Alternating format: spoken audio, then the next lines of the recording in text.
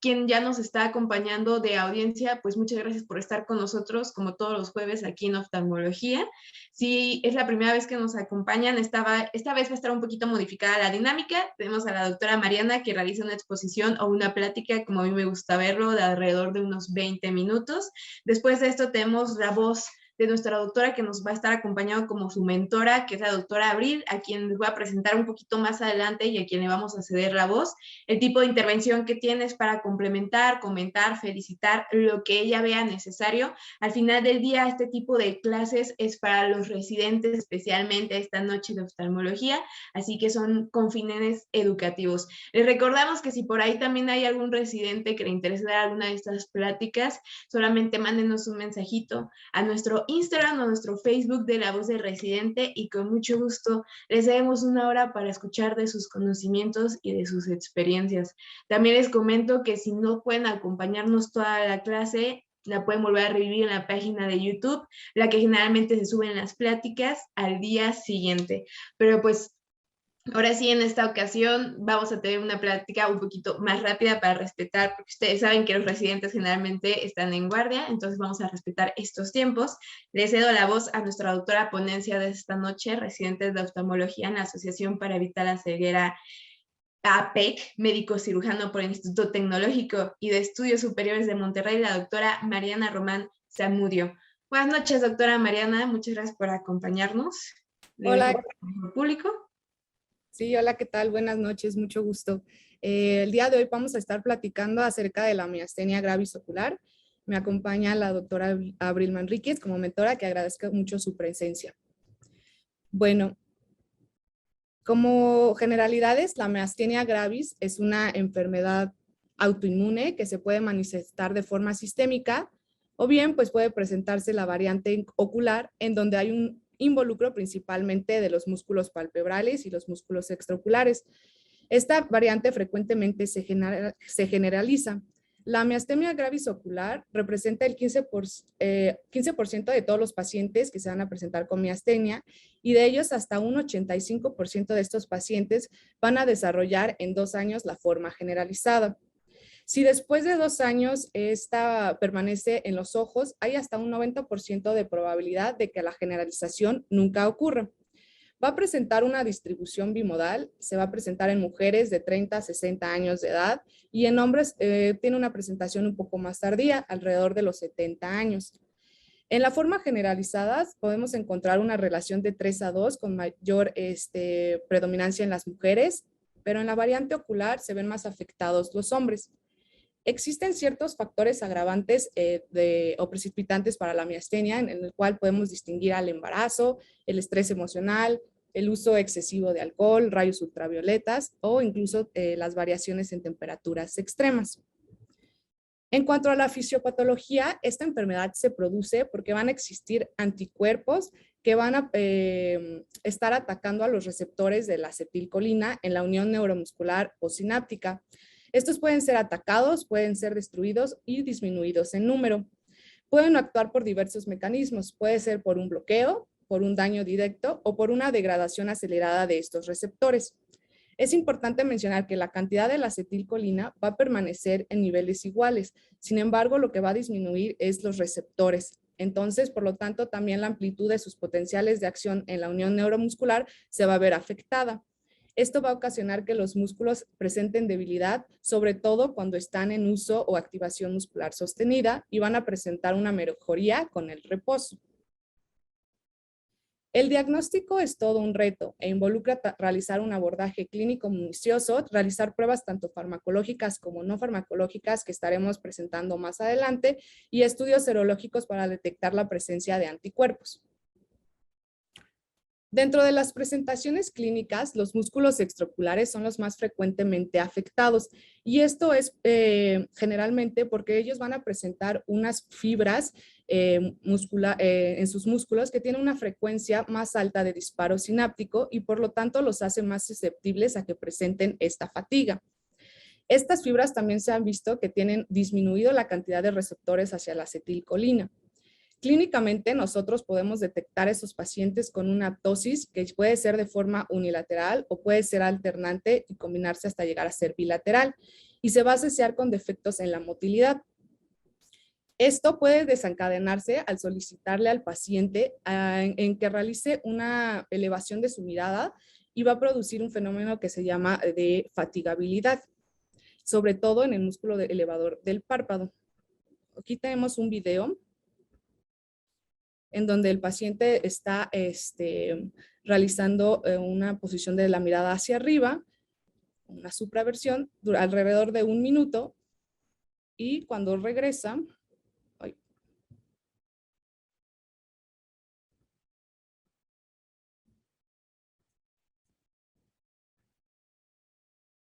vemos cómo se produce el fenómeno de fatigabilidad y presenta la ptosis.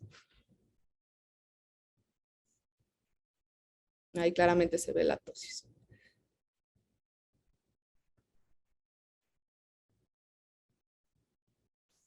Dentro de otras manifestaciones que pueden presentar está la diplopia y también se puede ver afectado el músculo orbicular.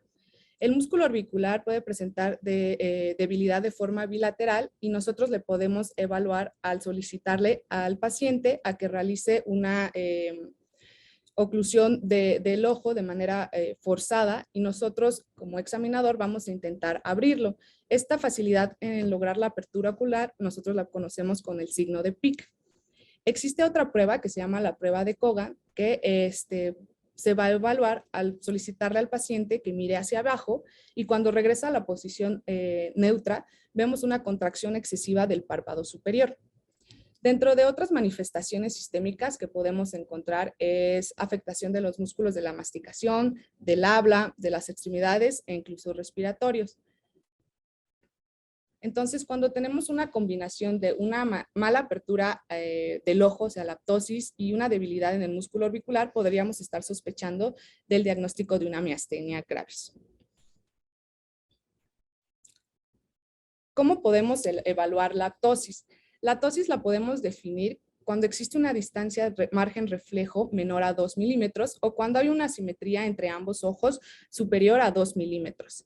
La distancia de margen reflejo la vamos a determinar principalmente, hay que alinear al paciente al mismo nivel que el examinador y vamos a colocar una luz directamente en los ojos del paciente.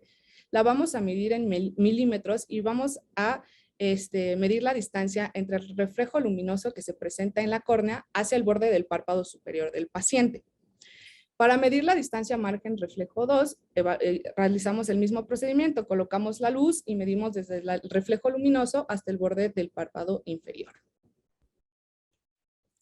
Dentro del abordaje diagnóstico podemos realizar pruebas no farmacológicas y pruebas farmacológicas que nos permitan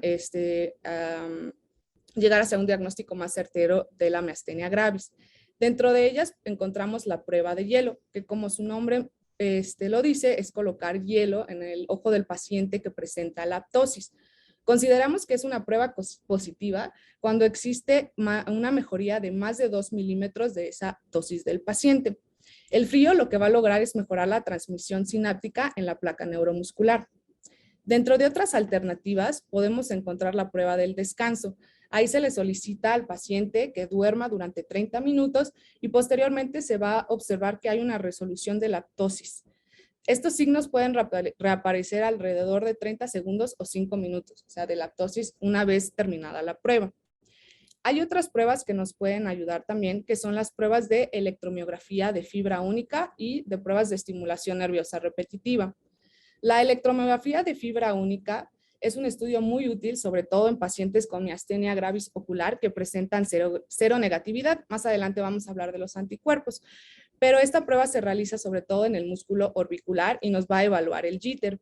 El jitter se va a definir como la variación que existe en el tiempo para alcanzar un potencial despolarizante en esta placa terminal entre dos fibras musculares que sean inervadas por la misma rama nerviosa.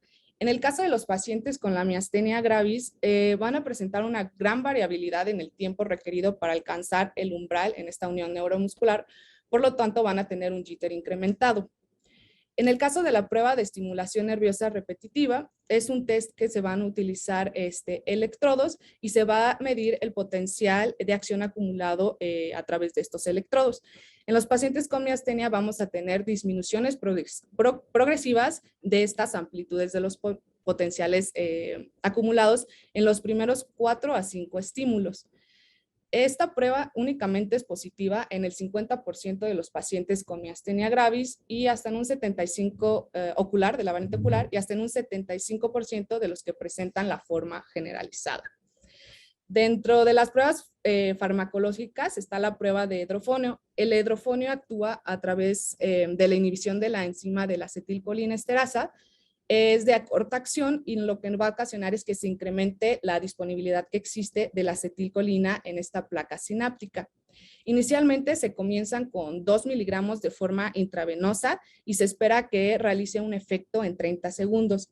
Si al minuto, o sea, a los 60 segundos no se ve un efecto, se puede poner otras dosis de 2 a 4 miligramos hasta alcanzar un máximo de 10 miligramos. Es importante tener en cuenta que pueden existir efectos adversos incluso graves como hipotensión o bradicardia y en esos casos sí estaría indicado darle atropina. En caso de otros estudios de imagen se puede solicitar un TAC o una resonancia magnética para evaluar la presencia del timoma. En cerca de un 10 o un 15% de los pacientes con miastenia gravis van a tener un timoma y sobre todo la mayoría de ellos van a ser positivos contra los receptores de la acetilcolina.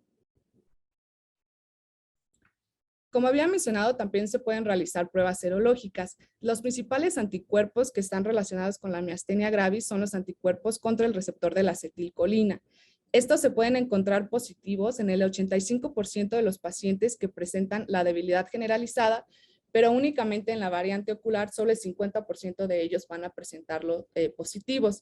Se ha relacionado que los principales involucrados es el IgG1 y el IgG3. Dentro de otros anticuerpos están los anti-MuSK, estos son sobre todo IgG4 y se pueden estar presentes entre 1 y un 10% de los pacientes. En el caso de los anticuerpos de antiproteínas relacionadas a LDL, pueden estar presentes hasta en el 5% de los pacientes. La mayoría son con miastenia gravis del sexo femenino y van a tener una evolución o un cuadro clínico mucho más leve que los que presentan los anticuerpos contra los receptores de acetilcolina y los anti-MuSK. Hasta un 10% de los pacientes pueden ser triple negativos, o sea que no presenten seropositividad a ninguno de estos tres. En cuanto al tratamiento, es importante mencionar que los objetivos sean, uno, mejorar la debilidad muscular, en este caso la diplopia, la ptosis, lograr que exista una remisión de esta enfermedad o retrasar o prevenir que de la variante ocular se convierta en una variante generalizada. En los pilares del tratamiento, pues podemos utilizar inhibidores de acetilcolinesterasa. Se utiliza sobre todo la pirostigmina, pero en el caso de la variante ocular, solo el 50% de ellos pueden responder a este tratamiento. La manera en la que va a actuar es la misma, va a aumentar la disponibilidad de la acetilcolina en la hendidura presináptica. Otros tratamientos a considerar son los esteroides, sobre todo prednisonas, se considera de primera línea. Este va a requerir una titulación que se va a ir de forma ascendente durante varias semanas hasta lograr una dosis de 1 miligramo por kilo al día. Se mantiene durante 12 semanas y luego se comienza a reducir la dosis. En caso de no lograr un buen control, se pueden añadir otros tratamientos como la satioprina o el micofenolato de mofetilo. En pacientes embarazadas se recomienda usar el uso de esteroides o pirostigmina y evitar el uso del micofenolato porque se considera que es teratogénicos. En cuanto a la cirugía, la timectomía se podría considerar en pacientes que hayan tenido una falla en la remisión a las medidas médicas estándar y sobre todo que exista una seropositividad hacia los anticuerpos contra el receptor de acetilcolina. Un 66% de los pacientes solo va a presentar la hiperplasia tímica y 10% como tal van a presentar el timoma. El papel que tiene realizar la timectomía en los pacientes con la miastenia gravis ocular es cuestionable y todavía no se tiene muy esclarecido cuáles son las indicaciones para poder realizarlo. Y bueno, eso sería todo. Muchas gracias, doctora Mariana. Entonces, vamos a pasar a escuchar la voz de su mentora de esta noche, por favor.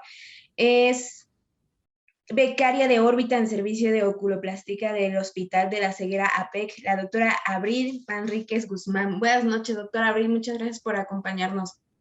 Hola, buenas noches. Bueno, doctora Abril, perdón, discúlpeme, ¿sería tan amable de regalarnos sus comentarios para dar cierre a la plática? Claro que sí. Primero, felicitar a Mariana por su buena plática Y sí, me gustaría comentarles que realmente en nuestra práctica diaria como oftalmólogos no es una enfermedad que veamos comúnmente. Sin embargo, sí es muy importante tomarlo en cuenta en todos aquellos pacientes que llegan a nuestra consulta por tosis, más aún si desean ellos operarse. Y como ya vimos, algunos pacientes debutan en la forma ocular, por lo tanto sí es importante pues detectarlos a tiempo para su envío oportuno a neurología y que inicien de forma adecuada su tratamiento. Y no olvidar documentar siempre con fotos y medidas a todos los pacientes que llegan desde la primera consulta, también previo a tomar todos aquellos estudios que se van a realizar como las pruebas diagnósticas, siempre, tomarlos en cuenta con fotos para que estén documentadas. Y por último, recordarles también la importancia en aquellos pacientes que se decida ya su tratamiento inmunosupresor. Es importante, antes que inicien este tratamiento, descartar todas aquellas enfermedades inmunosupresoras o aquellas enfermedades como sífilis o tuberculosis, para detectarlas a tiempo y no iniciar el tratamiento con estos medicamentos. También ya iniciado el tratamiento con inmunosupresores, tenemos que estar monitorizando infecciones oportunistas o mielosupresión o hepatotoxicidad, para ajustar el tratamiento. Y pues eso sería todo. Muchas gracias, doctora Abril, y también muchas gracias a usted, doctora Mariana, que independientemente de que están ocupadas, nos regalaron estos 20 minutitos para mostrarnos sus conocimientos y experiencias para la comunidad médica. Si se perdieron un poquito de la plática y quieren volver a revivirlo al público que nos está viendo, les recuerdo que la encuentran en la página de YouTube de Medical Legal Center. Si hay que buscar por Facebook, en la página de Yo Soy Médico 17. Por esta ocasión vamos a saltarnos la parte de preguntas por cuestiones de tiempo y nada más queda agradecer a las doctoras por este ratito. Entonces, muchas gracias, doctoras, que tengan muy bonita noche. Gracias. Hasta luego, gracias. Buenas noches.